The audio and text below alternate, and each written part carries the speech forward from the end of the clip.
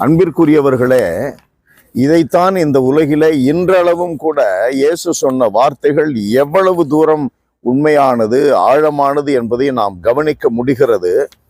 கடவுளிடம் பல வாக்குறுதிகளை திருமுழுக்கு பெற்ற காலத்திலிருந்து இன்றைய காலம் வரை எத்தனை வாக்குறுதிகளை கொடுக்கிறோம்.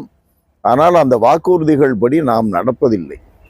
எந்த வாக்குறுதியும் இல்லாமல் ஏதோ ஒரு குடும்பத்தில் பிறந்தோம், எந்த வாய்ப்பும் இல்லை, உண்மையான பாதையில் வலியுறுத்தி சொல்லிக் கொடுப்பதற்கு அவர்களுக்கு வாய்ப்பு இல்லை, உண்மை கடவுளை அவர்களுக்கு காட்டுவதற்கு எந்த வாய்ப்பும் கிடைக்கவில்லை, எந்த வழியும் திறக்கவில்லை.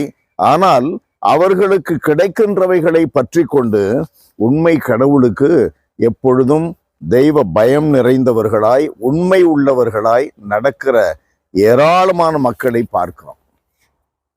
அவர்களை நாம் நம்பிக்கை இல்லாதவர்கள் என்று சொல்லுகிறோம். கிறிஸ்தவர் அல்லாதவர்களை நாம் நம்பிக்கை இல்லாதவர்கள் என்று சொல்லுகிறோம். இன்றைக்கு அப்படி சொல்ல முடியாது. நம்பிக்கை இல்லாதவர்கள் என்று சொல்லப்படுகின்ற அவர்களில் பெரும்பாலோர் கடவுளுக்கு பயந்து நடக்கிறார்கள், கடவுளுடைய கட்டளைகளை கடைபிடிக்கிறார்கள், மனசாட்சிக்கு விரோதம் இல்லாமல் நடக்கிறார்கள்.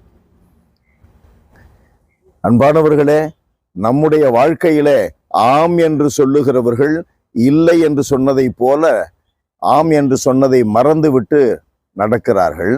இல்லை என்று சொல்லுகிறவர்கள் இல்லை என்று சொன்னதை மறந்துவிட்டு அவர்கள் கடவுளுக்கு பயந்து அவருடைய வழிகளிலே நடக்கிறார்கள். நம்முடைய வாழ்க்கையில உண்மை கடவுளை நமக்கு யாரோ ஒரு மிஷனரி வழியாக தெரிவித்தார்கள். அந்த உண்மை கடவுளுடைய கட்டளைகள் உள்ளத்தில் உள்ளன, எண்ணங்களில் உள்ளன, நம்முடைய செயல்பாடுகளில் அதன்படி நடப்பதற்கு நல்ல சூழ்நிலைகள் உள்ளன. ஆனால் நாம் எத்தனை பேர் கடவுளுக்கு பயந்து வாழுகிறோம், கடவுளுடைய கட்டளைகளின்படி நடக்கிறோம்? கட்டளைகளை போதிக்கிறவர்கள் இன்றைக்கு ஏராளம். அந்த கட்டளைகளின்படி நடக்கிறவர்கள் போதிக்கிறவர்களிலேயே நிறைய பேர் இல்லை.